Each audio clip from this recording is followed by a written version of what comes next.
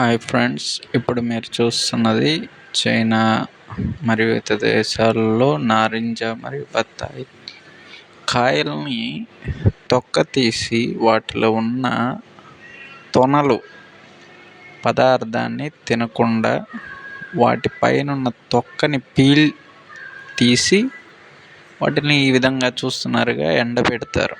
ఎండబెట్టి ఆ ఎండబెట్టిన తొక్కల్ని మరియు మళ్ళీ వాటిని హీట్ చేసి మన గ్రీన్ టీ ఎలాగైతే తాగుతారో అలాగా గ్రీన్ టీకి రీప్లేస్మెంట్గా నారింజకాయ మరియు బత్తాకాయ తొక్క అది చూస్తున్నారుగా ఎలాగ ఎండబెడుతున్నారు. అలా డ్రై చేసిన తర్వాత కేజీ వేలు లక్షల్లో వాటిని అమ్ముతారు.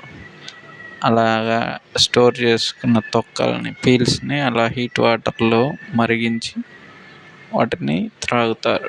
ఈ విధంగా మన ఆరోగ్యానికి ఎంతో మంచి చేసేటువంటి ఈ యొక్క నారింజ, కమల, బత్తాకాయ తొక్కల్ని మాత్రమే వాళ్ళు ఎంత విలువైంది